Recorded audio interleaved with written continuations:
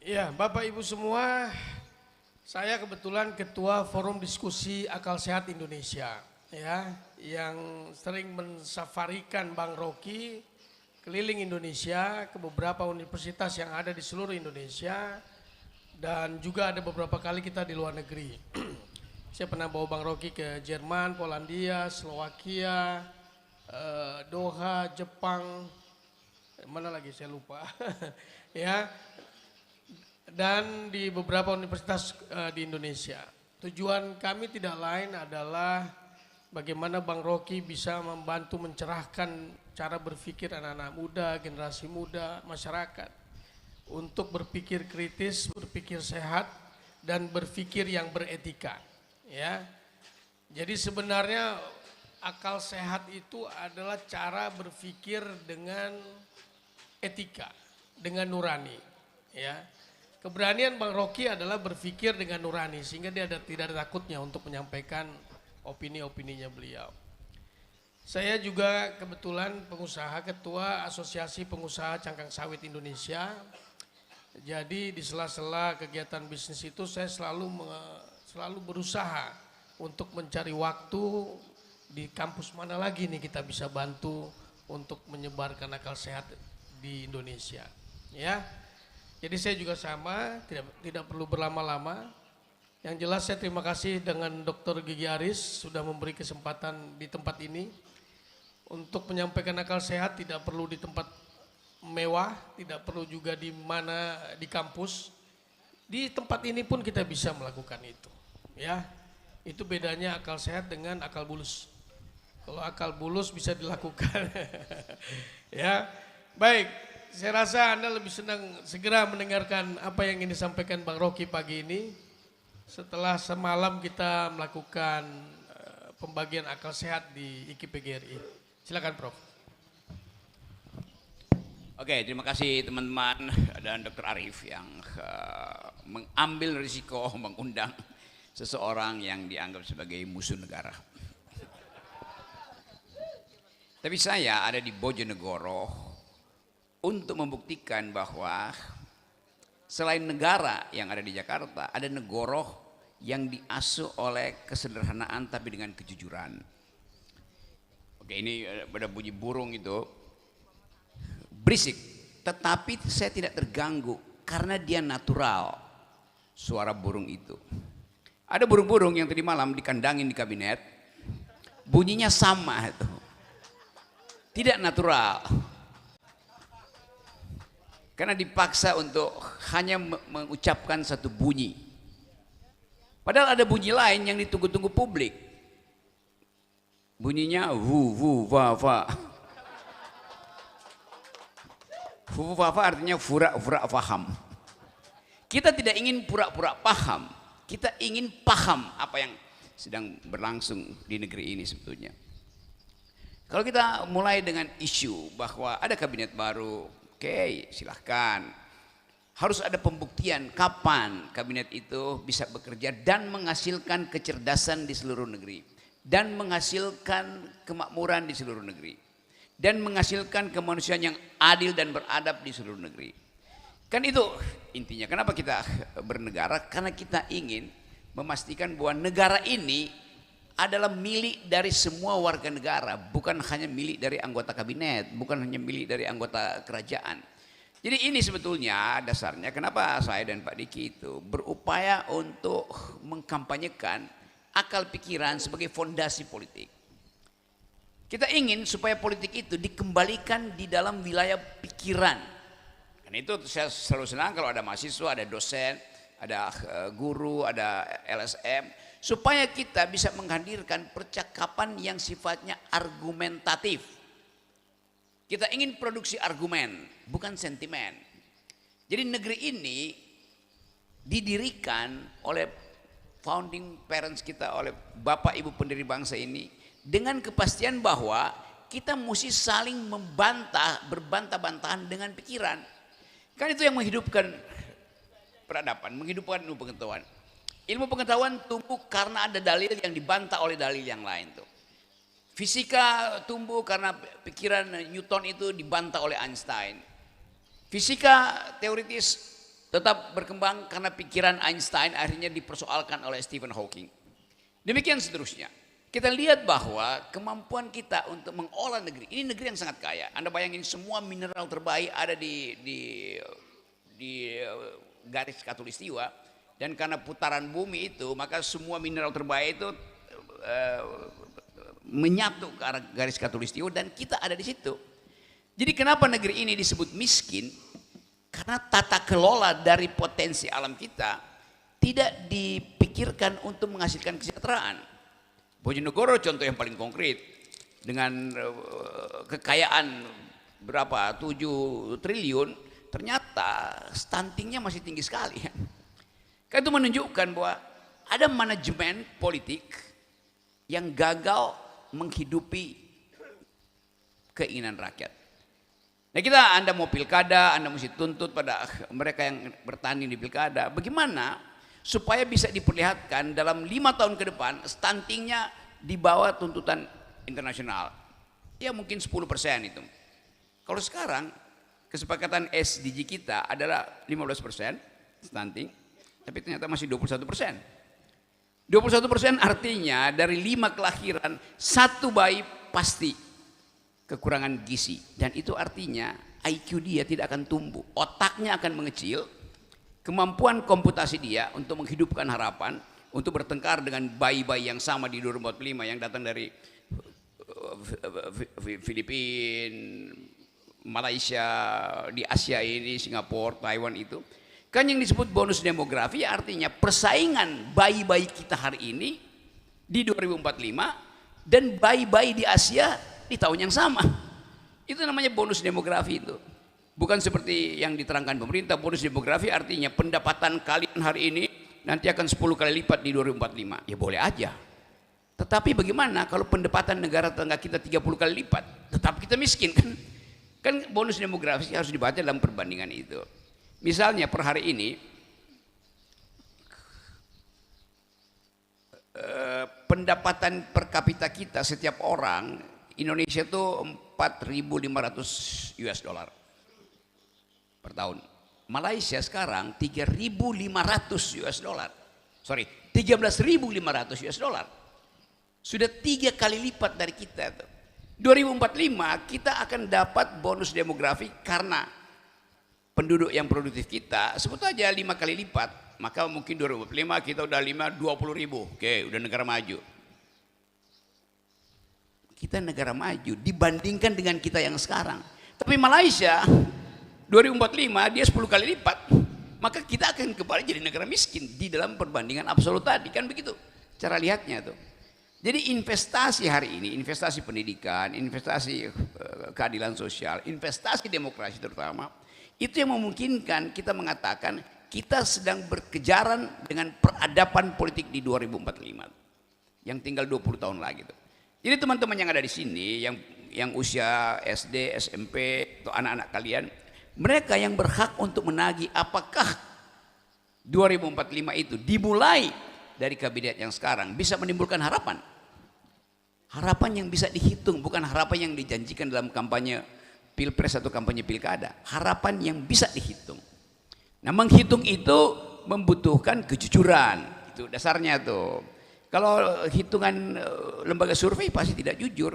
Jadi saya ingin ada semacam komunitas di Bojonegoro dimulai oleh mahasiswa, kalangan kampus, akademisi, dan pasti ada PNS yang udah pensiun tapi mau mewakafkan waktunya untuk mulai membayangkan bahwa Bojonegoro ini akan berhasil kalau ada pemimpin yang betul-betul paham tentang kebutuhan rakyat.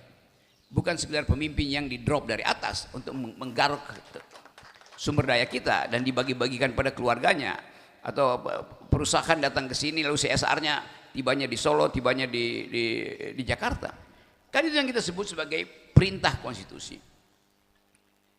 Undang-undang dasar kita dengan sangat cerdik mengatakan tugas presiden cuma 2. 1, cerdaskan kehidupan bangsa. 2, pelihara fakir miskin. Jadi cuma ada 2 tugas Presiden Prabowo sekarang. Tingkatkan IQ nasional dan hindari kesenjangan sosial. Di mana dia diukur? IQ nasional kita sekarang tinggal 78. Bagaimana kita bersaing dengan IQ anak-anak Taiwan misalnya, yang 115, atau yang paling dekat Singapura yang 105 itu. Kan hanya itu ukurannya. Sukses dari kabinet, sukses dari presiden adalah comply nggak, memenuhi nggak perintah konstitusi, yaitu cerdaskan kehidupan bangsa.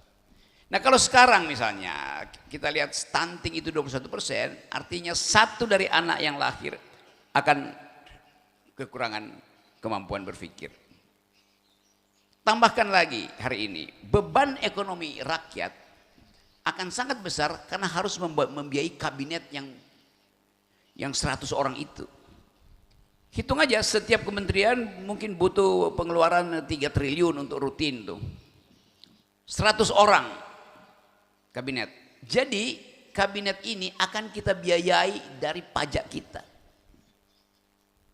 Kita senang kabinetnya besar, berarti kita akan diurus. Oh iya, tapi bagaimana kalau kabinet itu lebih mementingkan mereka sendiri, keluarga mereka sendiri, partai mereka sendiri daripada rakyat. Jadi selalu ada kemampuan pikir kritis, akal sehat, supaya kita tahu bahwa kabinet yang besar artinya kita akan bayar pajak lebih banyak untuk membiayai gaji mereka. Itu intinya tuh. Nah sekarang kita coba lihat tadi, apa potensi dari anak-anak kita yang hari ini sedang menumbuhkan harapan sampai di tahun Indonesia Emas itu. Pertanyaannya, isi dari tahun Indonesia Emas apa sih? Kan hanya dikatakan 2014, apa isinya Indonesia Emas itu? Tambang emas, hutang yang bertambah. Nggak dijelaskan. Nah itu pentingnya teman-teman mahasiswa mulai tagih sekarang. Isi dari Indonesia Emas apa? Pendapatan per kapita, kerusakan lingkungan, utang yang bertambah. Kan itu masalahnya. Jadi setiap orang punya hak untuk menuntut sebagai warga negara apa yang akan dilakukan oleh negara. Tadi saya terangkan bahwa setiap anak yang lahir sekarang, dari 5 anak itu 1 udah pasti tidak bisa berpikir karena stunting tadi, kekurangan nutrisi. Itu artinya mesti ada intervensi ke dalam rahim ibu-ibu, beri dia nutrisi. Karena pembentukan otak itu dimulai dari kandungan, maka kesehatan harus didahulukan. Akibatnya apa? Ya infrastruktur jangan dibuat dulu, kan begitu cara berpikirnya kan. Setiap bayi yang lahir sekarang kalau kita lihat utang pemerintah, maksudnya utang yang ditinggalkan Pak Jokowi 8.500 triliun, tambah dengan utang BUMN misalnya bisa 1000, bisa 10.000 triliun. Udah separuh, 50% dari pendapatan nasional kita. Sekarang kalau utang sebanyak 10.000 itu dibagi pada rahim ibu-ibu, kira-kira ya 2 juta bayi akan lahir setiap tahun di Indonesia. Itu artinya setiap tahun 1 bayi itu sudah menanggung hutang pemerintah 50 juta. Jadi bayangkan bayi yang dalam keadaan kekurangan kemampuan berpikir karena stunting dibebani lagi dengan kewajiban membayar utang negara di 2045. Coba tanya pada si ibu senang nggak lagi hamil? Pas ibunya senang. Semua perempuan akan gembira ketika dia hamil itu. Tapi coba tanya pada bayinya, bayi mau lahir nggak? Kalau begitu lahir, otakmu nak udah kekurangan gizi, maka tidak akan berkembang. Mau lahir nggak nak? Kalau setelah lahir kamu akan ditagih membayar hutang negara 50 juta per bayi. Taruhan sama saya, bayinya akan bilang, menurut burung di sebelah saya, burungnya bilang, bayi bilang saya nggak mau lahir. Karena si bayi mengerti bahwa dia akan datang, akan tiba bukan sebagai bonus demografi, tapi sebagai beban demografi. Jadi kita mulai melihat bagaimana hal kecil itu kalau kita pikirkan jauh-jauh, kita akan lihat bahwa begitu banyak slogan isinya adalah vuvufafa, fura-fura faham.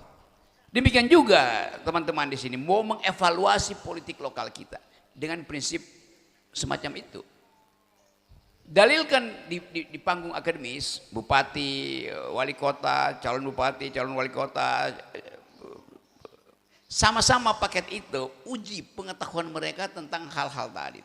Akan terlihat bahwa oh ini orang yang berpikir maka dia tidak berbohong ketika kampanye. Bahkan dia akan beritahu apa hambatan dia nanti dengan APBD yang sangat tinggi tetapi distribusinya sangat tidak menghasilkan keadilan. Dengan calon bupati yang sekedar mengatakan ya saya akan ini, saya akan ini, saya akan itu. Iya, tapi hitungannya apa itu? Karena itu diperlukan khusus untuk Bojonegoro tiga filter untuk memilih calon pemimpin. Pertama filter moral, filter etika. Dari awal kita bisa deteksi oh ini ya sekedar dimanfaatkan oleh kekuatan pusat, berarti integritasnya atau filter moralnya rendah sekali tuh. Lalu kalau dia lolos filter moral, kita pakai filter intelektual. Wah dia nggak mampu berpikir abstrak. Kemampuan dia untuk membaca konsep-konsep kebijakan publik itu sekedar omon-omon. Kalau dia lulus filter etika, lulus filter intelektualitas, baru dia berhak untuk pamerkan elektabilitasnya. Yang sekarang terjadi dibalik, elektabilitas sudah dipamerkan. Maka orang merasa oh itu akan terpilih. Iya, tapi seseorang dengan elektabilitas tinggi, tetapi dengan moralitas rendah dan intelektualitas minus, pasti dia akan merampok sumber daya Bojonegoro. Itu pasti terjadi. Jadi mulailah memeriksa di dalam kampanye-kampanye. Demikian juga Bawaslu harusnya mampu untuk memberitahu bahwa jangan ada penipuan konseptual yang dasarnya adalah elektabilitas. Kan Bawaslu bukan sekedar mengawasi teknis pemilunya, tetapi juga mengawasi ide-ide yang irasional. Itu fungsi Bawaslu. Jadi sekali lagi kita hubungkan antara ada kabinet baru di Jakarta, kabinetnya sangat besar. Itu berarti kita diminta untuk mengawasi apa yang berlangsung di Jakarta karena kita warga negara yang akan menikmati sesuatu kalau kabinetnya bagus dan akan dibebani sesuatu kalau kabinetnya buruk. Pada saat yang sama juga kita akan menghadapi pilkada dengan masalah yang sama. Memilih seseorang mungkin dia dapat amplop cukup, tetapi keberlanjutan dari kampanye dia itu akan dihentikan oleh ambisi dia yang tidak rasional. Kan tidak mungkin kita mengatakan oke, Bojonegoro akan kita bikin bagus, oleh karena itu akan ada tangga ke langit itu. Ya itu janji tapi gak mungkin dilakukan. Kalau seseorang mengatakan saya berjanji untuk memanfaatkan kekayaan dari negeri ini, kekayaan dari Bojonegoro, memastikan bahwa setiap warga negara atau warga Bojonegoro itu punya basis pendapatan yang disiapkan oleh pemerintah. Dengan basis itu dia bisa lakukan perencanaan keluarga, pelancaran bisnis, pelancaran pendidikan. Kan ada rasa aman di awal itu, ada buffer, ada benteng pertama, ada social safety net yang bisa berkelanjutan. Bukan janji yang hanya ada di dalam amplop yang setelah terpilih amplopnya nggak nyampe lagi kan. Jadi itu yang kita maksud supaya teman-teman di Bojonegoro menghasilkan politik akal sehat. Kami hanya membantu mengingatkan bahwa negeri ini harus dirancang secara rasional. Semua janji politik harus dibuktikan karena janji politik itu batasnya adalah APBN. Anda bisa bikin janji macam-macam, tapi kalau APBN tidak dipakai untuk tadi kemakmuran dan keadilan, maka yang terjadi adalah korupsi. Jadi sekali lagi itu antarnya silakan teman-teman. Ada teman-teman dari mana? Dari GMNI. Kita ingatkan bahwa Bung Karno pernah berdiri di mimbar pengadilan tahun 30 di Bandung yang kemudian jadi tempat kalau kita datang ke Bandung namanya gedung apa namanya itu? Indonesia Menggugat itu. Bung Karno mengucapkan pidato Indonesia Menggugat dengan pengetahuan statistik di kepala. Dia nggak pernah lihat laptop waktu itu. Bung Karno memperlihatkan kemampuan dia untuk mengolah rasa keadilan di tengah-tengah kepungan kapitalisme dunia. Kita juga ada di tengah-tengah kepungan oligarki kapitalis nasional. Karena itu kita mesti berani mengambil risiko mengucapkan bahwa Bojonegoro menggugat. Terima kasih. Ya, terima kasih Prof. Jadi poinnya adalah karena ini menjelang pilkada, maka ada 3 penilaian yang harus kita ukur. Yang pertama adalah etikability-nya dulu. Secara moral ini the right person apa tidak? Iki orangnya sopo ini, ada urusan apa ini, punya etika apa tidak? Kira-kira mau jadi pemimpin, mau merampok apa mau ngurusin negara, kan itu ya. Yang kedua adalah intelektualitasnya. Artinya dia punya kapasitas nggak untuk berpikir mencari solusi dari problem yang ada di masyarakat Bojonegoro. Setelah itu baru kita lihat. Nah saat ini saya tahu situasinya bahwa tinggal 2 calon, satu banyak partainya, satu cuma satu partainya. Ya, jadi elektabilitas akan-akan ada di sini, yang satu lagi elektabilitasnya tidak sebesar yang di sini. Tapi kembali tadi ukuran Bang Rocky yang benar menurut akal sehat adalah etikability-nya dulu, lihat. Kira-kira dia masuk ke dalam standar etikability-nya, baru kemudian intelektualitasnya, terakhir baru elektabilitasnya. Ya, silakan. Teman-teman pasti banyak yang ingin nanya. Ya, silakan Pak. Mungkin karena ini forum kecil, forum sedikit, mungkin bisa langsung aja Prof ya. Tanya jawab aja. Ya, yang mau nanya berikutnya boleh antri di belakang itu. Oke. Ya. Terima kasih. Assalamualaikum warahmatullahi wabarakatuh. Waalaikumsalam. Perkenalkan, nama saya Zainal, saya pedagang kaki lima. Yang jadi pertanyaan saya adalah kita bicara mendekati pilkada ya, otomatis sangat bicara tentang demokrasi.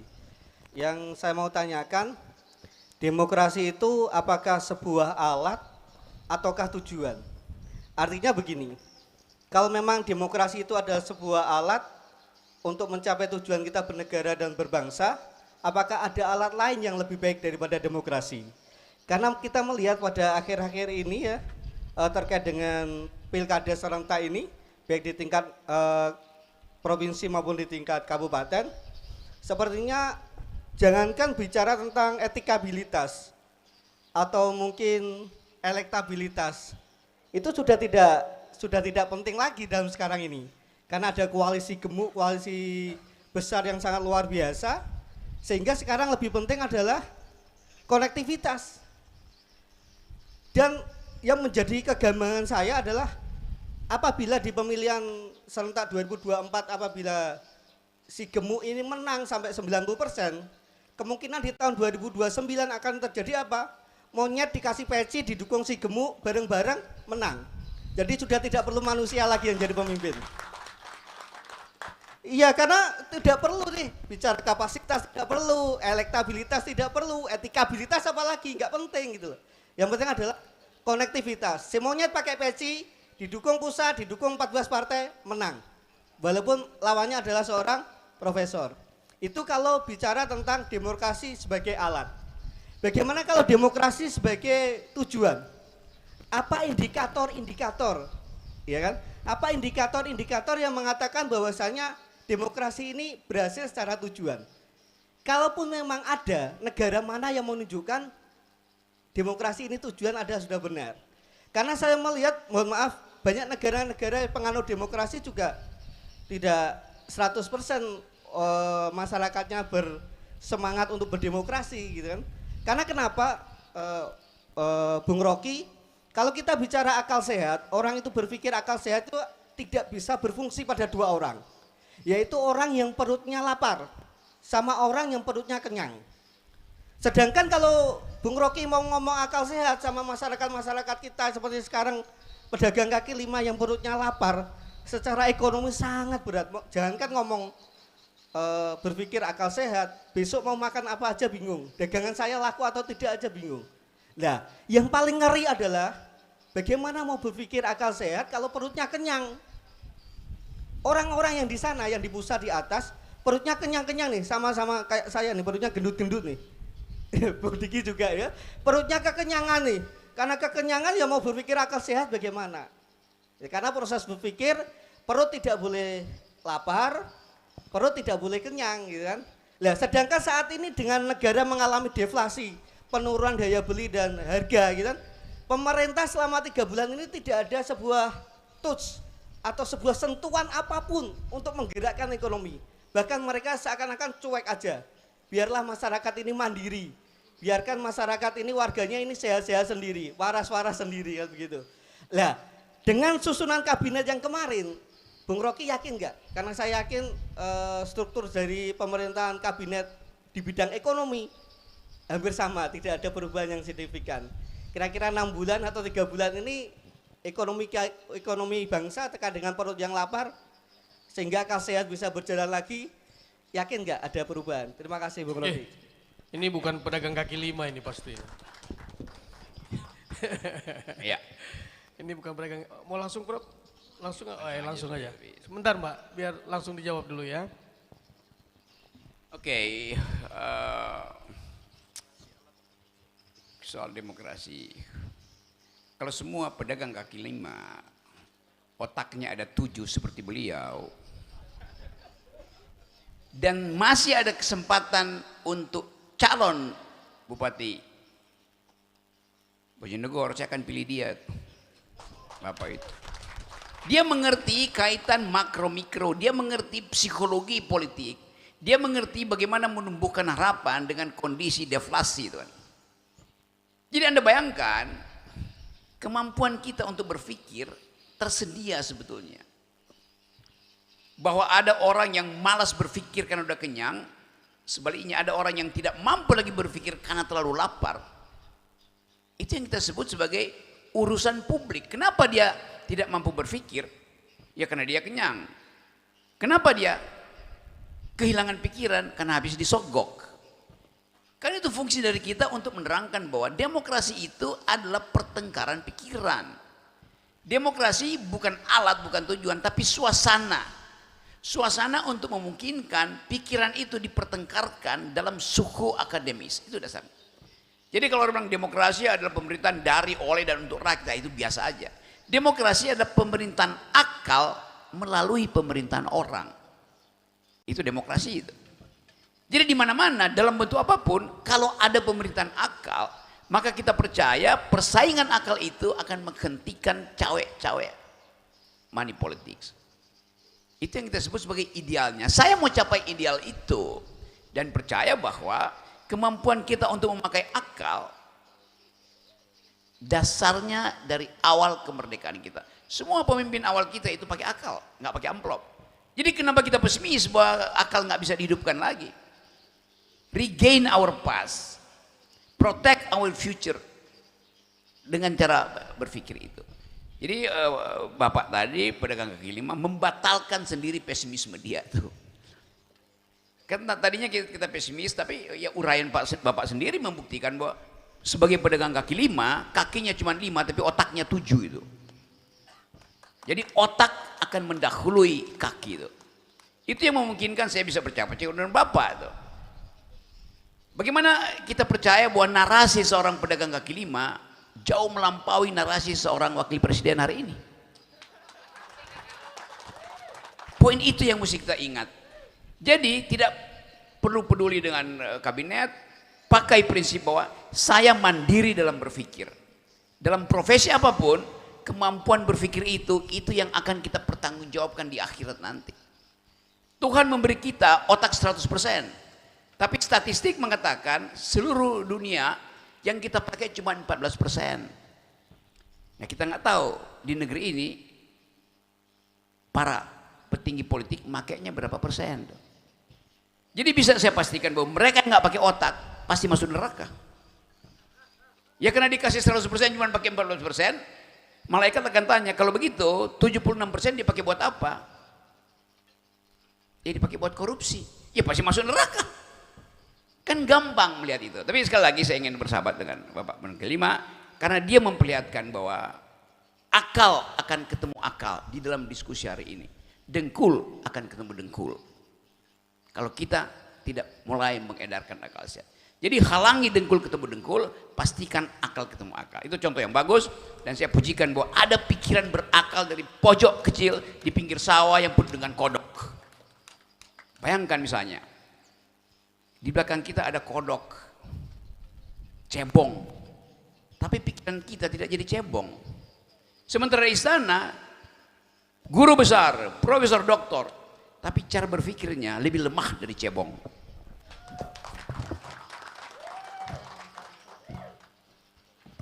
kabinet baru dan kita tahu tadi kabinet itu besar, kita nggak tahu, kita belum lihat fungsinya apa nanti.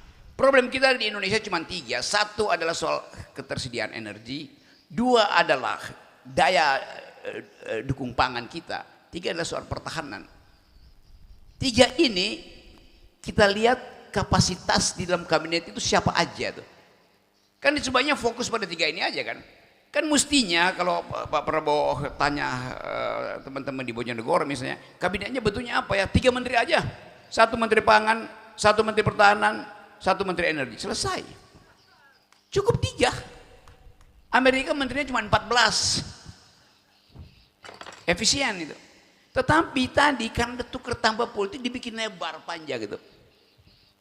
Yang lain nggak diperlukan sebetulnya. Ada apa? Kementerian Informasi itu. Apa pentingnya ada Kementerian Informasi? Bukankah informasi itu hak rakyat untuk mengucapkan pikiran? Ngapain dibirokrasikan hak rakyat itu? Tapi udahlah, itu kita tahu bahwa Pak Prabowo pasti ada dalam tekanan politik sehingga dia bahkan mesti ambil bagian utama dari kabinet Pak Jokowi untuk dijadikan kabinet dia tuh. Sangat mungkin dalam 30 hari ke depan akan ada reshuffle lagi itu. Ya, baik. Yang selanjutnya Pak, silakan Pak. Atau ibu-ibu dulu ya Pak. Sebentar ya, ibu silakan.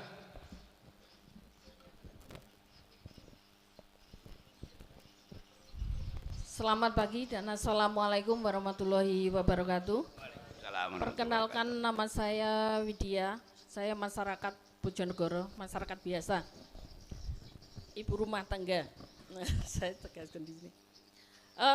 Karena saya seorang perempuan, maka di sini saya akan fokus membicarakan terkait dengan persoalan perempuan, dan saya hanya akan berbicara di lokal Bojonegoro saja. Begini, kita sebelumnya sudah mempunyai bupati seorang perempuan, dan sebentar lagi ada 2 paslon yang sama-sama mempunyai wakil bupati perempuan. Kita harus membuka mata, apakah APBD kita itu sudah mewakili kesejahteraan perempuan. Itu. Kemudian kesejahteraan perempuan itu ditandai dengan apa? Kita bisa lihat apakah sudah tersedia fasilitas kesehatan reproduksi untuk perempuan. Yang kedua, apakah perempuan Bojonegoro itu sudah memiliki kesempatan seluas-luasnya untuk meningkatkan kapasitas atau capacity building di non formal ataupun di pendidikan formal. Yang ketiga, apakah perempuan Bojonegoro itu sudah mendapatkan lapangan pekerjaan yang seluas-luasnya berdasarkan kesetaraan gender. Kemudian dengan APBD Bojonegoro yang besar sebesar 8 triliun, apakah perempuan Bojonegoro itu sudah terbebas dari lilitan lintah darat? Yang saya tahu saat ini perempuan-perempuan Bojonegoro itu tengah pusing karena lilitan lintah darat yang berbagai macam jenisnya, belum lagi yang pinjol-pinjol itu Pak. Sangat ironis sekali, dengan APBD besar, dengan bagi hasil dari minyak itu juga besar, tetapi perempuan Bojonegoro dipusingkan dengan masalah cicilan-cicilan lintah darat.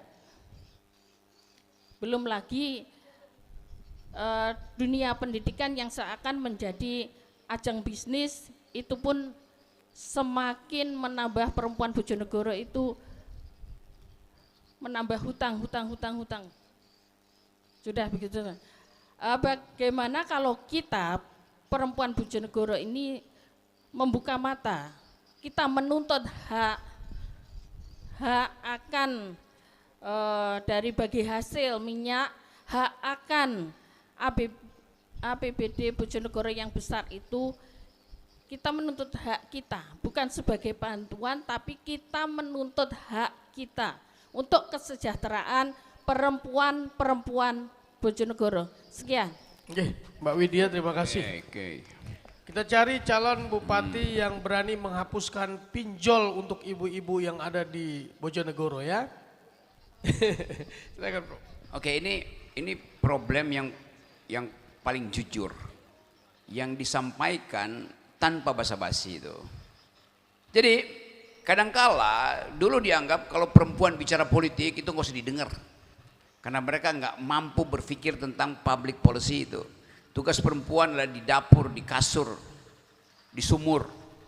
Sekarang kita lihat bagaimana uraian ibu begitu detail dan begitu menyentuh hak-hak dasar manusia, yaitu hasil dari bumi ini harusnya tiba di dompet perempuan, bukan tiba di tengkulak. Kan itu masalahnya kan. Kan nggak mungkin ada kemiskinan, nggak mungkin ada pinjol yang menyakiti rasa keadilan perempuan kalau APBD-nya betul-betul dirancang atas dasar kepentingan gender equality. Kan itu dasarnya tuh. Jadi tadi saya usulkan ada bapak tadi yang jadi calon independen untuk bupati 2009, dan ada ibu yang juga punya hak yang sama. Karena ibu tadi memikirkan public policy based on ethics of care. Etika kepedulian itu etika perempuan, ethics of right itu etika laki-laki. Semua kita belajar keadilan itu bukan dari teori-teori filsafat atau teori politik, teori ekonomi. Kita belajar keadilan dari pengalaman real perempuan. Keadilan itu dimulai dari pagi hari ketika seorang ibu membuka dompetnya, ternyata tinggal 20.000 rupiah.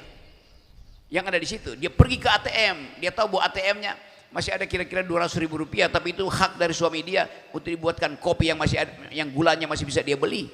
Sementara uang 20.000 itu harus dia berikan sebagai jajan anaknya di PAUD.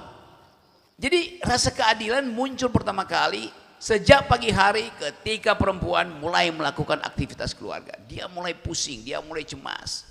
Dia mulai membayangkan anaknya bisa enggak sampai SMP, memang dijamin pemerintah, tapi bagian-bagian tertentu masih mesti ditambahkan pada anaknya karena kurikulum sekolah tidak lengkap, mesti les ini les itu tuh. Dia membayangkan nanti 15 tahun ke depan apakah anaknya bisa bersaing dengan anak-anak Malaysia sekarang yang IQ-nya bagus-bagus tuh. Jadi rasa keadilan itu pertama-tama ada di dalam rahim perempuan itu. Dan kita semua tumbuh dibesarkan dari rahim yang mampu membagi keadilan. Setiap kali perempuan hamil, dia membagi rasa adilnya, nutrisinya dengan bayinya. Dia membagi kecemasannya dengan calon bayinya tuh. Jadi rahim perempuan itu adalah fakultas ekonomi hukum keadilan pertama. Rahim perempuan mengajarkan kesetaraan. Begitu kita lahir dari rahim perempuan, semua kita lahir dari rahim perempuan. Begitu kita keluar dari rahim perempuan, kita pindah ke rahim laki-laki. Rahim laki-laki itu namanya APBD. Rahim laki-laki namanya Munas Partai. Yang tidak peduli dengan uraian ibu tadi. Jadi ibu fight sendiri sebetulnya tuh. Nah kita ingin backup itu. Jadi saya ingin terangkan pada teman-teman bahwa di dalam pikiran ibu tadi tersimpan seluruh beban kabinet hari ini. Jadi kalau tadi nanti kita akan publikasikan video ini, dan kalau kabinet punya akal sehat, dia tahu bahwa problem ibu hari ini tanggal 21 Oktober di Bojonegoro sama dengan problem ibu yang ada di Aceh, ibu yang ada di Papua, ibu yang ada di Maluku Utara, ibu yang ada di Kalimantan Tengah, sama. Karena itu kita akan minta ketegasan. Apakah kebijakan Presiden Prabowo nanti akan pro negoro atau pro bojo? Ya, baik. Ya Bapak, silakan yang pakai topi Pak. Enggak Bapak yang pakai topi ini dulu ya. Sebentar ya.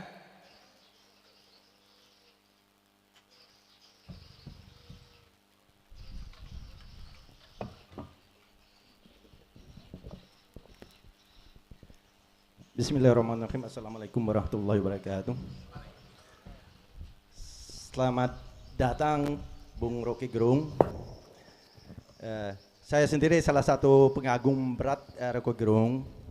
Tapi tidak sedikit banyak orang yang menganggap Rocky Gerung ini sebagai orang yang gila atau nyeleneh karena kemampuan pola berpikirnya, konsepnya tidak saya mampu Rocky Gerung. Nah untuk itu barangkali pada kesempatan yang berbahagia ini saya sudah lama mengidam-idamkan Prof. Rocky Gerung ini untuk saya bisa ketemu, tapi belum waktu ada kesempatan, tapi kebetulan hari ini secara tiba-tiba alhamdulillah saya bisa ketemu langsung, dan nantinya setelah habis acara saya mohon foto bersama secara pribadi buat Bapak Rocky Gerung. Saya barangkali Bapak-bapak dan teman-teman, khususnya Bapak Profesor, pada kesempatan ini mungkin pertanyaannya sedikit beda dengan teman-teman yang lain tadi. Ya barangkali kalau teman-teman tadi mereka curhat tentang keadaan kondisi Bojonegoro, Pak Prof. Memang apa yang dikatakan teman-teman tadi memang boleh katakan 99% iya, memang apa adanya seperti itu. Tapi kalau pertanyaan saya sebagai Bapak Rocky Gerung, sebagai seorang akademisi, intelektual, dan kadang-kala nimbrung nyeleneh di politikus. Nah untuk saya akan menanyakan sebagai Bapak Prof yang salah satu juga di bagian dari seorang filsafat, tentunya bagaimana konsep Bapak Prof tentang konsep ketuhanan yang Maha Esa dalam nilai-nilai Pancasila itu dalam konsep kita melaksanakan bernegara ini. Itu yang pertama.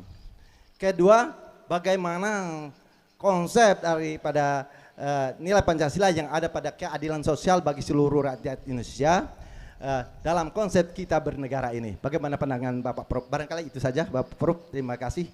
Wabillahi taufiq wal hidayah. Wassalamualaikum warahmatullahi wabarakatuh. Oke, Bapak, mestinya Bapak siapa namanya tadi Bapak? Saya Hairul, Pak. Pak Hairul. Mestinya jadi ketua BPIP itu. Karena mampu untuk melihat apa sih fungsi Pancasila itu. Apa fungsi ketuhanan yang Maha Esa? Ketuhanan yang Maha Esa itu adalah prinsip untuk menerangkan urusan manusia dengan Tuhan yang Maha Esa, karena itu fungsi akidahnya ada di situ dalam semua agama. Tapi fungsi muamalah itu diurus oleh sila kedua, kemanusiaan yang adil dan beradab, persatuan Indonesia, kerakyatan, apalagi fungsi kelima itu. Jadi kita mulai bandingkan atau bedakan antara elemen teologis dari Pancasila ada di sila pertama dan elemen sosiologis di 4 sila berikutnya.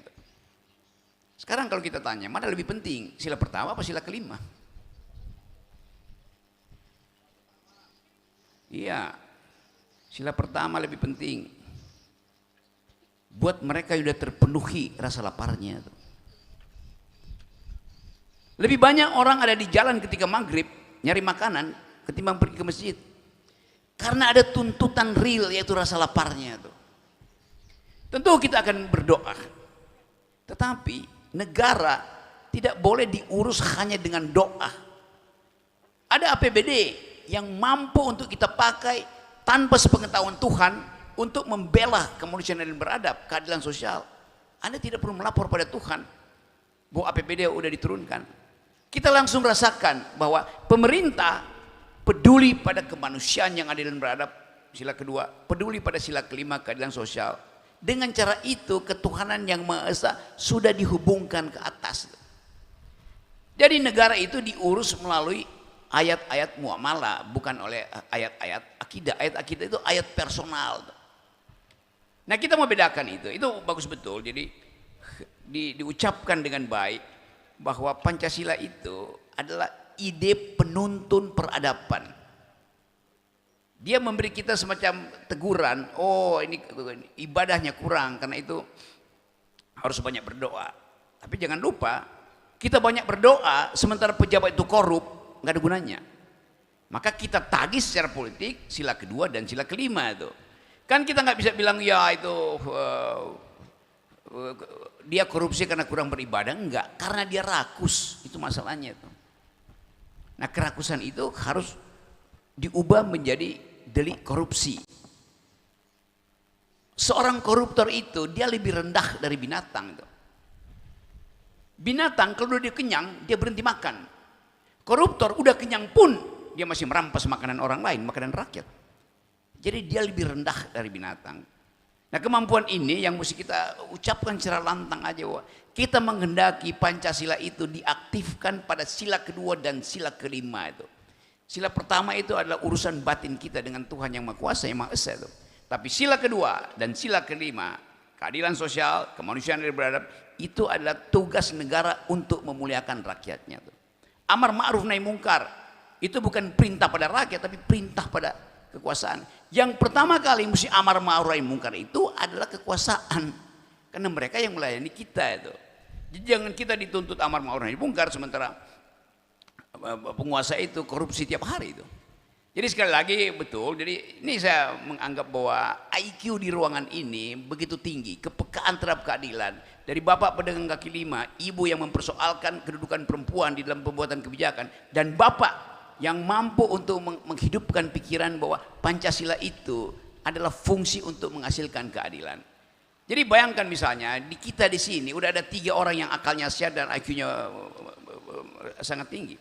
Kalau 3 IQ ini saya tukar dengan IQ yang dilantik kemarin di MPR, masih ada kembalian ke sini. Ya itu betul ya, saya merasakan sekali, saya sering melakukan forum diskusi ini. 3 pertanyaan barusan tuh luar biasa. Ya, hanya dari tempat yang sederhana ini kita bisa mendapatkan pertanyaan yang luar biasa. Baik, berikutnya kita tunggu pertanyaan yang luar biasa. Ya Mas, silakan Mas. Kamu mau? Bisa antri di belakang. Assalamualaikum warahmatullahi wabarakatuh.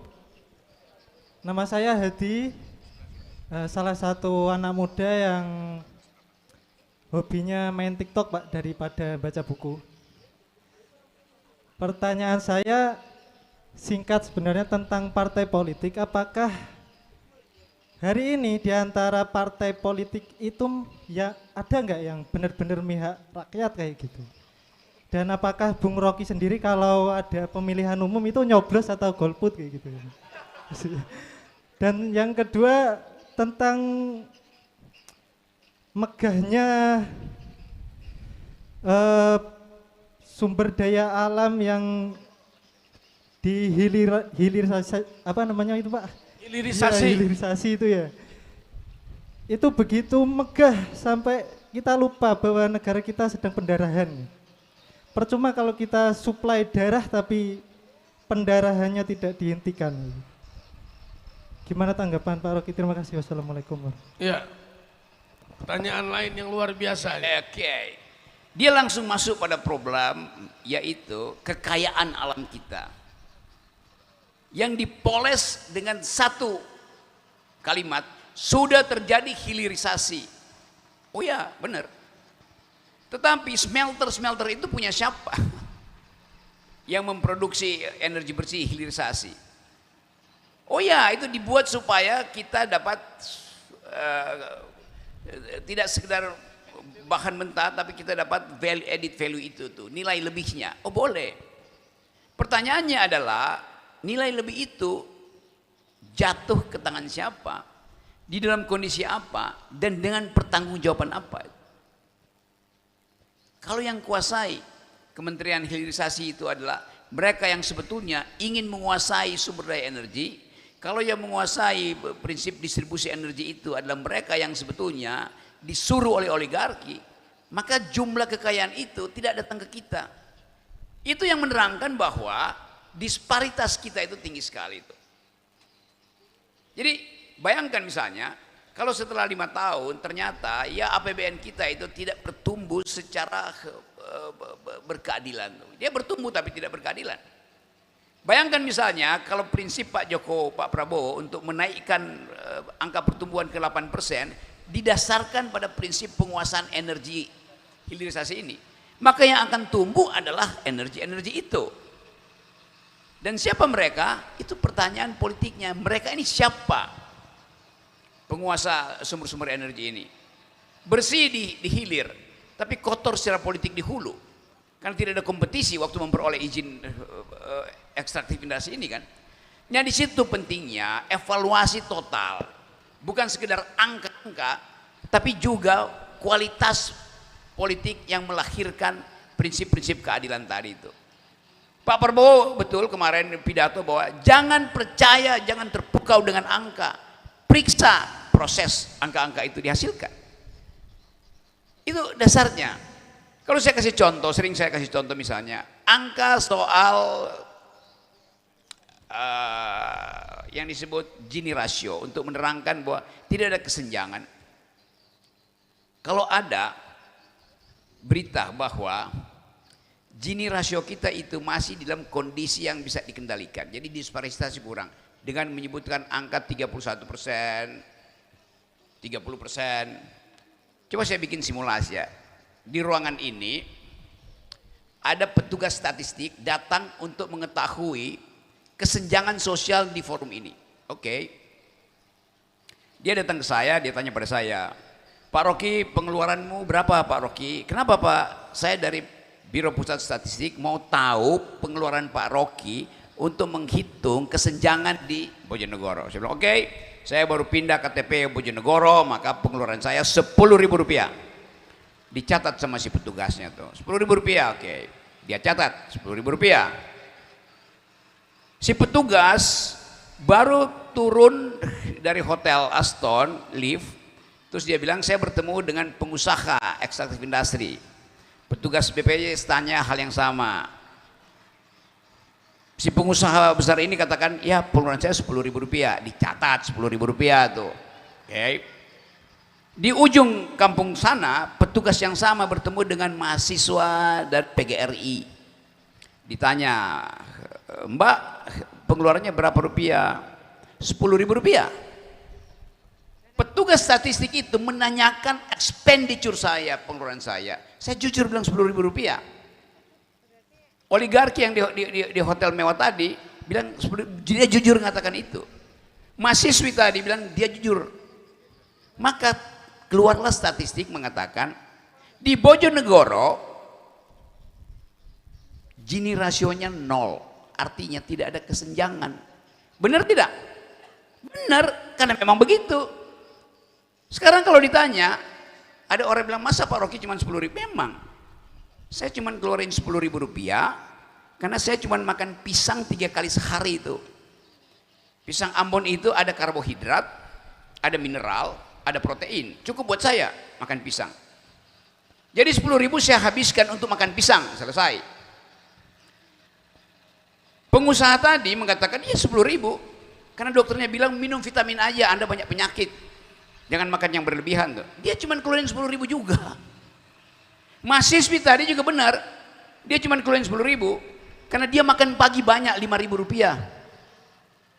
Makan sore, makan siang, sisa Rp5.000 dia beli promah untuk nahan sakit mahnya. Jujur, maka tidak ada kesenjangan. Tapi coba tanya tebel dompet kita bertiga. Dompet saya pasti lebih tebal sedikit dari mahasiswa itu. Dompet pengusaha itu jauh lebih tebal dari semua dompet di ruangan ini. Jadi statistik berbohong karena yang tanya ada expenditure, bukan pendapatan dia.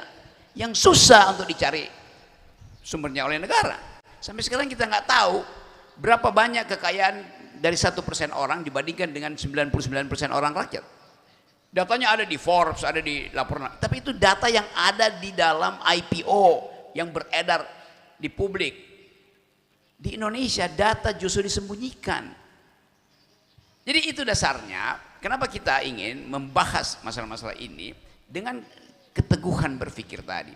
Jadi Bapak tadi betul mulai mempersoalkan itu. Jadi sekali lagi kita persoalkan aja supaya pada satu waktu kita tahu bahwa data kemiskinan itu disembunyikan sebetulnya dalam agregat statistik itu. Jadi itu keterangan saya itu, dan selebihnya nanti kita coba untuk mengaktifkan jaringan kampus ini untuk mulai membaca data dengan cara yang masuk akal, bukan percaya pada data yang dipamerkan oleh negara, termasuk data-data tentang para politisi. Terima kasih. Ya, berikutnya Mas dulu ya. Mas ini dulu ya, silakan Mas.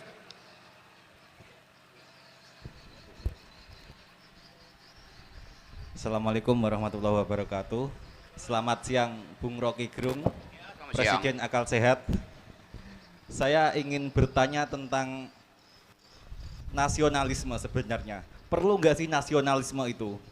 Soalnya gini Bung, sering orang-orang pejabat atau politis-politis itu bilang nasionalisme. tapi dia secara tidak langsung itu mengabaikan hal-hal dasar yang seharusnya sosialis, membela hak-hak sosial masyarakat kecil. Bahkan ada kemarin orang yang membubarkan aspirasi masyarakat tapi mengatasnamakan ini demi nasionalisme. Jadi sepenting apa nasionalisme itu sebenarnya? Apakah mengalahkan dengan sosialisme itu sendiri? Ya itu pertanyaan yang pertama. Yang kedua, saya ada sedikit kaidah usul fikih ya. Saya juga alumni pesantren, man asrokot bidayatuhu asrokot nihayatuh. Barang siapa yang awalnya itu baik, akhirnya itu biasanya indikasinya akan baik juga. Tapi kita lihat pemerintahan sekarang ini, pemerintahan di pusat, awalnya pemilihan pun udah carut-marut seperti ini. Apakah kita bisa optimis untuk baik? Apakah menurut Bung Rocky, Indonesia itu masih layak untuk tempat hidup seseorang ini, di tengah carut-marutnya perpolitikan ini? Gitu aja Bung. Kalau Ya, serasa namanya siapa Mas? Mas Albab. Albab Ya. Oh ya. Oke, baik. Oke, soal nasionalisme. Tentu kita ingin terangkan apa nasionalisme di dalam kehidupan politik kita. Nasionalisme itu ide untuk mempersatukan perbedaan. Jadi prinsip pertama kita menyebut nasionalisme di dalam ide sila ketiga persatuan Indonesia. Karena sila ketiga itu diberi nama nasionalisme oleh Presiden Soekarno. Sila kedua diberi nama humanisme oleh Presiden Soekarno. Sila kelima diberi nama sosialisme oleh Presiden Soekarno tuh. Jadi dari awal Bung Karno paham nasionalisme itu adalah ide penuntun untuk memungkinkan ada persatuan. Kenapa disebut penuntun untuk memungkinkan ada persatuan? Karena memang kita beragam. Jadi karena ada kemajemukan diperlukan persatuan. Sekarang dibalik. Demi persatuan tidak boleh ada kemajemukan. Itu ngacoknya pemerintah. Nah kita memulihkan itu bahwa yang kita maksud dengan nasionalisme adalah basis untuk memulai percakapan persatuan di atas dasar perbedaan. Itu dasarnya tuh. Bukan dibalik tadi itu bahwa oh ini kan nasionalisme. Oh iya, nasionalisme, tetapi jangan lupa kalau saya pakai bahasa metodologi, ontologi dari nasionalisme itu adalah diversitas. Jangan dibalik, itu prinsip mesti diajukan. Lalu soal apa lagi tadi? Awalnya baik, ujungnya itu pasti baik. Iya. Kalau kabinet sekarang mengikuti prinsip Umar bin Khattab, dia tahu bahwa yang dilakukan oleh Nabi Muhammad adalah baik, karena itu dia ikuti kebaikan itu. Tetapi pemuritan itu hanya mungkin terjadi kalau kondisi internal dari Umar dan Muhammad, Nabi Muhammad itu sama. Sekarang yang terjadi kan bukan pemuritan, tetapi pemilihan berdasarkan cewek-cewek koalisi lain, idenya tuh. Kan itu dasarnya kan. Jadi kalau dibilang kepemimpinan itu kalau dia dimulai dengan baik, pasti dimulai dengan baik juga. Sekarang pemilihan Prabowo ditepukin tangan kemarin. Begitu nama Gibran disebutkan, artinya pemilihan itu tidak baik dari awal. Maka menurut logika kamu yang saya setujui pasti berantakan di akhir nanti. Ya, Bapak, mohon maaf Bapak itu dulu ya. Ya. Assalamualaikum warahmatullahi wabarakatuh. Waalaikumsalam. Selamat datang Bang Rocky. Semoga selalu sehat, Sangat. sukses dan bahagia. Bang Rocky, ini ketidaktahuan saya. Saya hanya bertanya bahwa saya pernah membaca itu pada tanggal 24 Agustus 2024, ibu kota negara kita kan sudah dipindah ke Kalimantan. Padahal kalau tidak keliru saya, karena ketidaktahuan saya, bahwa presiden itu harus dilantik di ibu kota negara. Padahal apakah masih Jakarta itu menjadi ibu kota? Kalau mereka tidak menjadi ibu kota, dasar apa pelantikan presiden itu dilakukan di sana? Karena ibu kotanya sudah di Kalimantan. Itu yang pertama. Yang kedua, Bang Rocky dulu kalau tidak keliru, saya juga pernah menyatakan bahwa ketidaksetujuannya tentang naturalisasi timnas. Insya Allah kalau tidak gitu. Padahal sepak bola itu menjadi idola hampir seluruh masyarakat dunia. Di Indonesia saja jutaan. Yang keberatan itu ternyata bukan Pak Rocky saja. Kalau tidak keliru juga pelatih dari Belanda, namanya Ronald Koeman kalau tidak keliru. Dia juga keberatan karena merasa anak didiknya itu dibegal gitu katanya, dibawa ke Indonesia gitu. Ketidaktahuan saya atas dasar apa Pak Rocky tidak setuju dengan naturalisasi yang banyak bermain, apakah nanti bisa membunuh kompetisi di Indonesia, akademi bola di Indonesia, sehingga mereka itu merasa nggak ada guna, toh bisa kita mengambil dari luar dari itu. Iya, baik. Bapak siapa namanya Pak? Priyono Pak, Pak saya Priyono. Priyono ya. Terus yang selanjutnya Pak Rocky. Ya oke, silakan. Banyak pendapat-pendapat, maaf Pak Rocky ya, banyak pendapat-pendapat bahwa jangan melawan Rocky Gerung. Rocky Gerung itu kan orang ahli filsafat. Jadi setiap pertanyaan, setiap argumen yang kamu ajukan, yang kamu patah pasti kalah, begitu.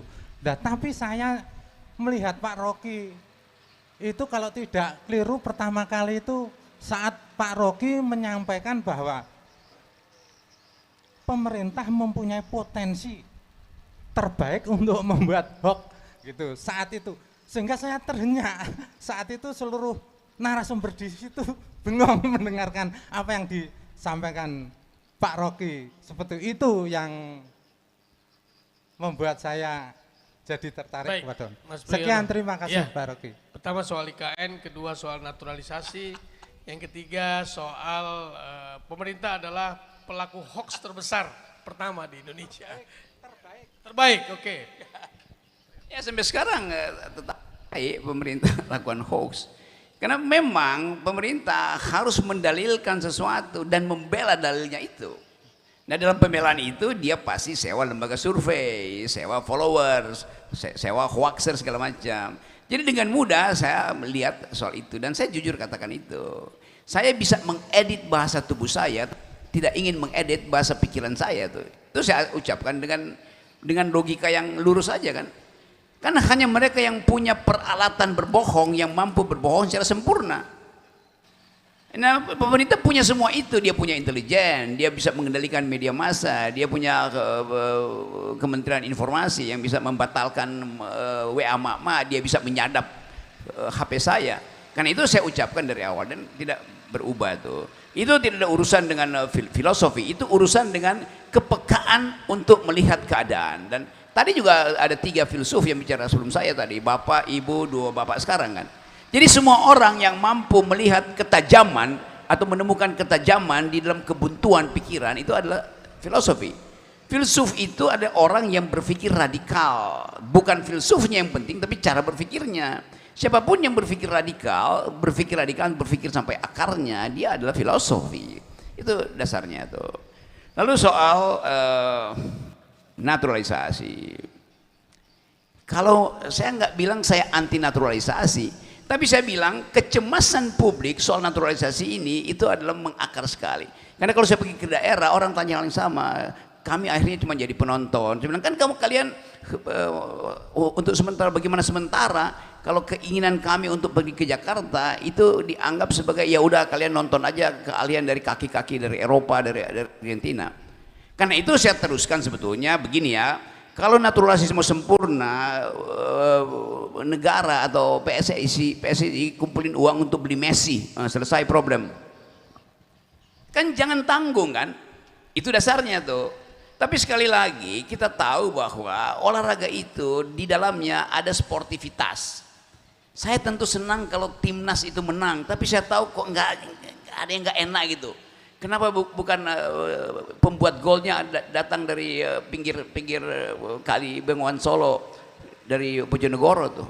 Kan itu yang kita inginkan. Jadi saya mau tagih seberapa efisien itu, dan di dalam tenggang waktu berapa lama teman-teman kita, anak-anak muda kita di daerah tidak sekedar menjadi penonton dari naturalisasi itu kan. Jadi bukan naturalisasinya yang saya persoalkan, tetapi konsistensi dan kemampuan kita untuk memprediksi jatuhnya moral anak-anak di daerah karena melihat bahwa mereka akhirnya tidak akan punya kesempatan untuk bertanding di dalam event-event internasional. Itu dasarnya itu. Tapi saya tahu bahwa fanatisme itu ada di dalam olahraga dan bahkan lebih tinggi dari dalam politik. Tapi saya tetap bersahabat dengan dunia olahraga. Saya pengurus pemanjat tebing Indonesia, FPTI, Federasi Panjat Tebing Indonesia, dan atlet-atlet saya dilatih dengan cara yang kuat supaya bisa diperlihatkan di wall, di dinding-dinding Olimpiade bahwa kaki-kaki itu betul-betul kaki-kaki yang dilatih dari dinding-dinding Indonesia. Itu dasarnya. Dan saya bawa pulang medali emas. Kan itu yang saya maksud, bahwa nggak mungkin saya anti olahraga atau naturalisasi. Kita bawa tim kita juga untuk bertanding dengan lawan-lawan di dunia luar supaya ada perbandingan. Jadi sekali lagi manajemen kita harus menghasilkan harapan bagi kaki-kaki Indonesia, kaki-kaki di Bojonegoro, kaki-kaki di Papua, kaki-kaki di Aceh itu untuk berpikir bahwa satu waktu kaki-kaki mereka akan ada di lapangan rumput Olimpiade 2009 di 2009 di mana ini, di Amerika itu kan, di Jadi sekali lagi itu poinnya tuh. Tetapi memang ada orang yang nggak suka kalau saya berkomentar soal bola, dianggap ya berkomentar soal politik aja. Lo bukan, kan bola itu adalah kesepakatan kita untuk memuliakan kemampuan timnas kita. Jadi itu dasarnya, dan saya kira udah nggak ada soal di situ, karena tadi beberapa tokoh sepak bola juga atau di tempat yang lain misalnya, bayangin kalau natural ini karena soal bola fanatisme tinggi. Bayangin misalnya Ivan Ali berkali-kali memenangkan Indonesia, tapi dia nggak punya paspor Indonesia. Coba bayangkan.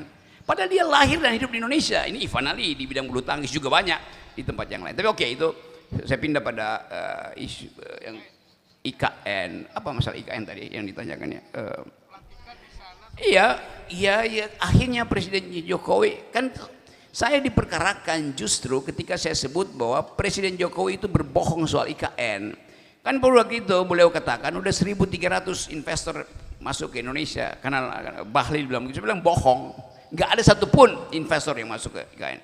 Saya dilaporkan ke polisi bahwa Pak Rocky menyebar hoax. Nah sekarang Jokowi sendiri mengatakan memang tidak ada investor yang masuk. Karena itu kita pakai investor dalam negeri, tukar tambah dengan proyek-proyek strategis di Pantai Indah Kapuk dan di BSD kan. Kan bukan itu yang dimaksud dengan investasi itu. Jadi memang itu gagal. Saya bilang itu proyek gagal, tapi akan dipaksakan. Nah sekarang Jokowi sendiri mengatakan sebelum dia lengser seminggu lalu, yang menginginkan IKN itu bukan saya, rakyat Indonesia. Lalu bagaimana ceritanya? Kan Presiden Jokowi tanpa minta izin pada rakyat Indonesia sudah menyatakan ibu kota akan dipindahkan. Kan dipaksakan tanpa AMDAL. Tidak ada dalam kampanye Pak Jokowi selama 10 tahun yang berjanji akan bikin IKN pada rakyat. Nggak ada kampanyenya kan? Ya. Ya itu soal, saya terangkan dulu soal status dari IKN itu. Sekarang Presiden Prabowo dilantik di Istana Negara, berarti ibu kotanya adalah Jakarta. Itu masalahnya kan, undang-undangnya dibikin. Tetapi diplomasi Pak Jokowi nanti kepresnya dibuat sendiri oleh Pak Prabowo. Kan itu. Jadi ini semacam tipu menipu headline aja tuh. Faktanya Jakarta adalah ibu kota, walaupun nanti pemilihan pilkada di Jakarta itu bukan lagi untuk ibu kota negara kan. Tapi ya nanti kita lihat aja apa kekacauan itu akan berlanjut. Kan kalau dibilangkan udah pindah, maka Pak Prabowo akan keluarkan kepres buat, kan ini mesti ada peraturan pelaksanaan pemindahan itu kan. Berarti Prabowo akan berkantor di IKN. Nah kita lihat aja dalam 100 hari ini. Apakah IKN itu udah jadi? Tidak ada yang jadi di situ. Tapi itu bagus banget, udah jadi. Ini bangunannya begini, air terjunnya udah jadi, tempat ikan berenang udah jadi, listriknya di bawah tanah. Memang udah indah sekali IKN itu kalau Anda lihat di laptop Pak Jokowi. Iya, karena kita harus kembali ke Jakarta dari Surabaya pesawat jam 4. Artinya mungkin 15 menit lagi ya acara kita hari ini. Ya silakan Pak. Terima kasih, nama saya Siswo. Setelah ini jenengan ya. Terima kasih, nama saya Siswo. Selamat pagi semua, setengah siang. Apa yang kita bicarakan sekarang ada di belakang kita. Terlihat sekali bahwa di situ kita ngomong pangan, kita ngomong energi, kita ngomong macam-macam, kita ngomong persoalan yang lain-lain. Ini keberuntungan kita bersama di sini bahwa kita bicara kemudian disuguhkan realita yang ada di belakang kita. Petani adalah salah satu manusia yang saya hormati pada strata yang tinggi, karena bagi saya yang saya hormati yang pertama adalah kedua orang tua saya, yang kedua baru Rasul dan Nabi-Nabi, yang ketiga adalah guru-guru saya, dan keempat adalah petani, yang berikutnya selanjutnya dan sampean semua ini di bawah petani yang saya hormati. Terima kasih. 5-6 tahun yang lalu saya membaca artikel bahwa di Bhutan itu kenapa indeks angka kebahagiaannya jauh lebih tinggi dari kita, karena di sana ada filosofi bahwa memberi itu sudah membahagiakan. Yang kedua, manfaat yang ia berikan meskipun hanya senyum terhadap orang lain atau manusia yang lain atau kehidupan di sekitarnya, itu sudah cukup membahagiakan. Kita tidak. Kita selalu menghitung income untuk diri kita, menghitung dompet kita. Itu persoalan kita, kenapa Indonesia itu indeks angka kebahagiaannya sangat rendah. Itu satu hal. Yang kedua, kalau kita ngomong tentang kejujuran, etika, Bojonegoro itu punya laboratorium yang nyata yang namanya komunitas Samin. Saya sarankan sebenarnya kalau panjenengan berdua ini tidak buru-buru pulang ke Jakarta. Untuk apa sih buru-buru pulang? Di Bojonegoro dulu, saya antar singgah ke komunitas Samin. Kita bisa melihat di situ betapa dulu sejarah perlawanannya komunitas Samin itu terhadap para penjajah negeri kita luar biasa. Dan itu sampai hari ini kita kurang menghargai, bahkan banyak orang yang menertawakan komunitas Samin itu sebagai dagelan. Ini konyol sekali. Kemudian yang ketiga, kalau kita ngomong soalan pemimpin bangsa, ada sajak dari W.S. Rendra yang sangat bagus untuk kita cermati. Judulnya Sajak Peperangan Abimanyu. Itu latar belakangnya perang Mahabharata, perang Baratayuda. Ketika maut mencegat di 8 penjuru, sang kesatria berdiri dengan mata bercahaya. Hatinya damai, di dalam dadanya yang bedah dan berdarah. Karena ia telah lunas menjalani kewajiban dan kewajaran. Artinya seorang pemimpin harus selesai dulu dari dirinya, persoalan dirinya. Dan ia menghibahkan seluruh diri yang ada dirinya untuk berjuang sampai titik darah penghabisan. Yang berikutnya, setelah ia wafat, apakah petani-petani akan tetap menderita? Dan para wanita kampung apakah akan tetap membanjiri rumah-rumah pelacuran di kota? Itulah pertanyaan untuk kita yang hidup. Tetapi bukan itu yang terlintas di dalam kepalanya ketika ia tegak dengan tubuh penuh luka-luka. Dan apakah itu tercermin dalam diri Rocky Gerung, saya tidak tahu. Terus yang berikutnya saya hanya menandaskan pertanyaannya Mas Hadi. Kita berhenti sebentar ya Mas. Iya. Biar kita selesaikan azan dulu ya. Oke, terima kasih. Tapi saya kira cukup itu, saya nanti mohon 2 pertanyaan Mas Hadi belum terjawab. Apakah jenengan nyoblos 1 golput? Terus bagaimana partai politik itu apa? Apakah semua partai politik memihak rakyat? Terima kasih Mas. Assalamualaikum warahmatullahi wabarakatuh.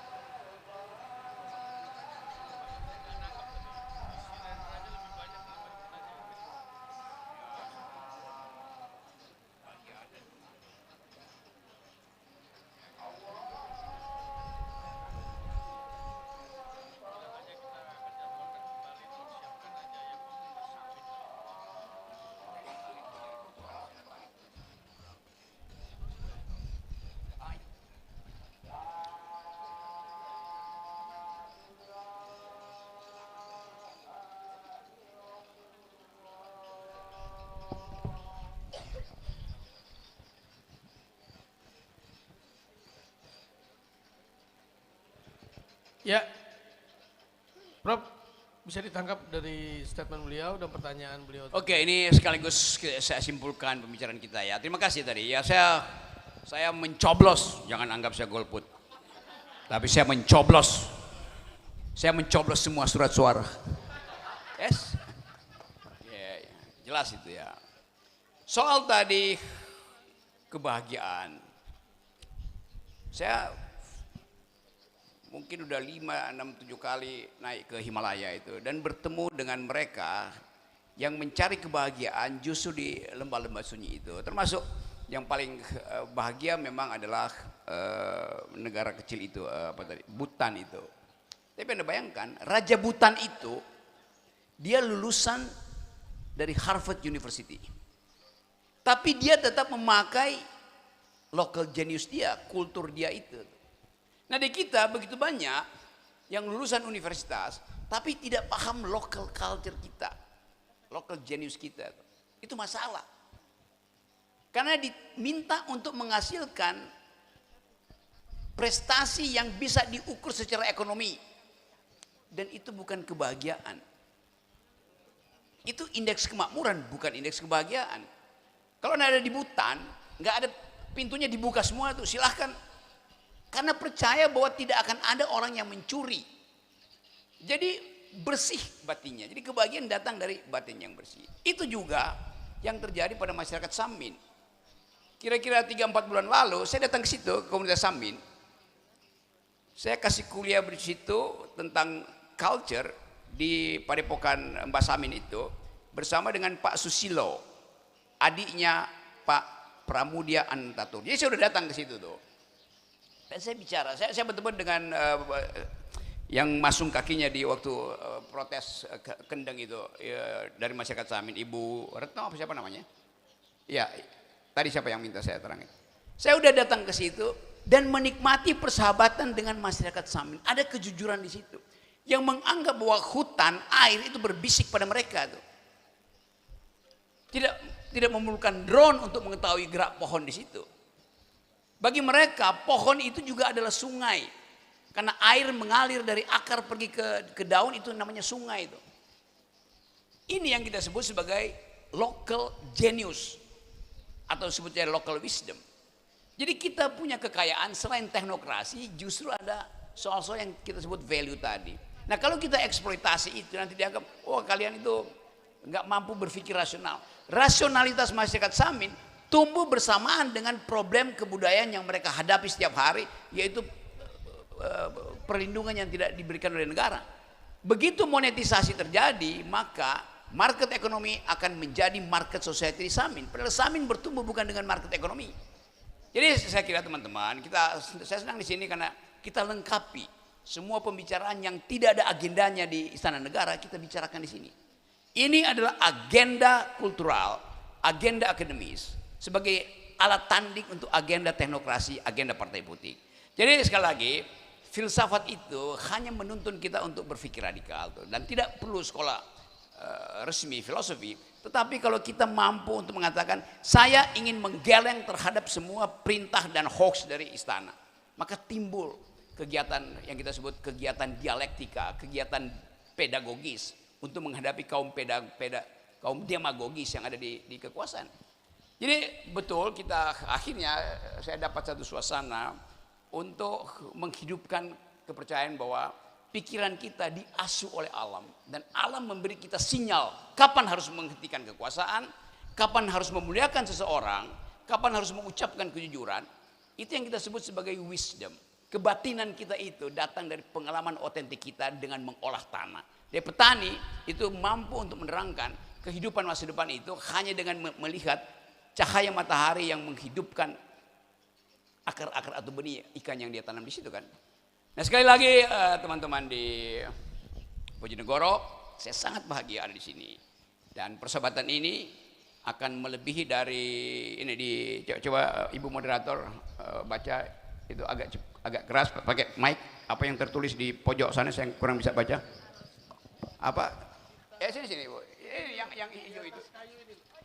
Coba tolong dibacain. Cinta tak selamanya abad ya, benar ya? Abadi, cinta tak selamanya abadi, begitu tulisannya. Persahabatan saya dengan teman-teman di Bojonegoro pasti abadi. Terima kasih. Terima kasih. Ya, sorry, saya ada janji dengan Bapak itu sebentar. Terakhir ya Mas, saya ada janji sama dia untuk bertanya ya. Agak singkat Mas ya. Ya. Langsung saja intinya, nama saya Agus. Saya ingin menanyakan 3 hal penting. Satunya adalah apa bahasa yang lebih pas bagi kami warga Bojonegoro ketika mau menerangkan kita mau melawan oligarki. Itu yang pertama. Untuk yang kedua, pandangan Bang Rocky terhadap konsorsium tani dan konsorsium kaum pekerja atau partai buruh hari ini itu seperti apa? Dan untuk yang ketiga adalah mungkin 85% yang hadir di sini sudah meyakini bahwa kita hari ini menghadapi Kim dan Kim Plus, artinya 2 lawan 14. Bagaimana kekuatan ini dan penyemangat untuk kawan-kawan yang ada di sini untuk bertarung 1 bulan lagi, gitu, Bang Rocky. Makasih. Assalamualaikum.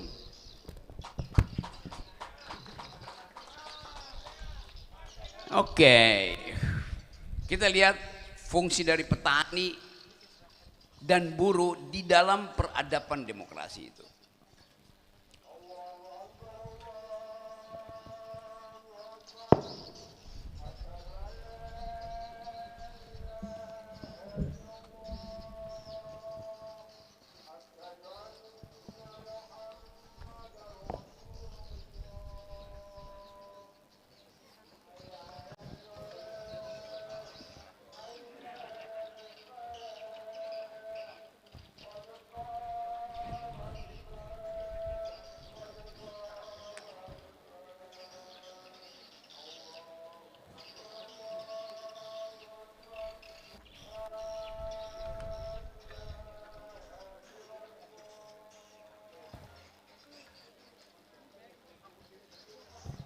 Oke, soal petani dan buruh harus dibaca di dalam sejarah pembentukan kesadaran publik.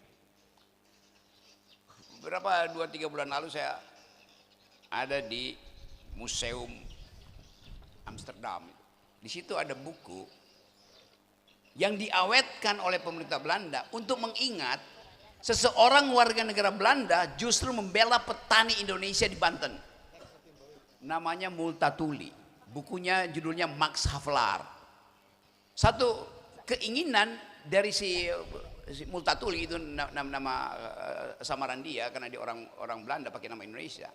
Dia ingin membela sesuatu yang dia anggap sebagai penghinaan terhadap manusia, yaitu penjajahan. Jadi bahkan seseorang yang paham tentang keadilan, dia tidak memihak pada negerinya, dia memihak pada keadilan. Demikian juga soal buruh itu. Di kita buruh itu menuntut upah. Oke, itu tuntutan yang belum maksimal. Buruh harus menuntut perubahan kondisi ekonomi, perubahan struktural. Upah itu hasil perjanjian. Dan seorang kapitalis dia akan oke, silakan upahnya terus, tetapi nilai lebihnya saya ambil terus ya. Nah itu yang saya maksud, buruh sekarang dia masih dalam tahap unionism, menuntut upah, bukan laborism, menuntut perubahan sistem ekonomi itu. Nah saya kira teman-teman harus pelajari itu dengan baik itu. Dan yang terakhir adalah soal apa tadi ya? Ya itu urusan kalian, saya tidak ada di situ. Tapi saya tahu bahwa kalian lagi bertarung untuk memastikan bahwa ada perubahan cara berpolitik beradab di Bojonegoro. Pasti saya anggap bahwa itu maksudnya kan. Jadi kalau bilang berapa? 14 lawan 2 apa segala macam. Ya itu statistik aja kan. Besok misalnya 15 lawan 2. Bukan, 14 lawan 2 jumlahnya 16. Nanti 15 lawan 1. Anda makin pesimis kan? Nanti 16 lawan 0. Itu artinya balik pada kotak kosong. Politik itu adalah kompetisi antara orang dan orang, bukan orang dan barang. Kotak kosong itu barang. Jadi justru karena kalian kecil, kalian pastikan bahwa kalian akan mengatakan bahwa supaya kami tidak jadi barang, kami akan berkelahi di dalam ide itu. Itu dasarnya. Apa susahnya meneruskan ide-ide hari ini untuk mengatakan bahwa pemimpin yang akan datang di Bojonegoro harus lulus 3 filter. Filter etikabilitas, etis nggak kalau seseorang itu sekedar ditaruh oleh pusat ke Bojonegoro? Persoalkan, seseorang harus punya kapasitas intelektual. Intelektual nggak seseorang kalau politiknya hanya sekedar bagi-bagi amplop, bukan bagi-bagi akal. Filter itu, baru kita bicara tentang elektabilitas. Jadi 2:14 itu baru angka elektabilitas, bukan angka intelektualitas, apalagi angka etikabilitas. Pastikan itu. Assalamualaikum warahmatullahi wabarakatuh. Waalaikumsalam warahmatullahi wabarakatuh. Terima kasih Bung Rocky.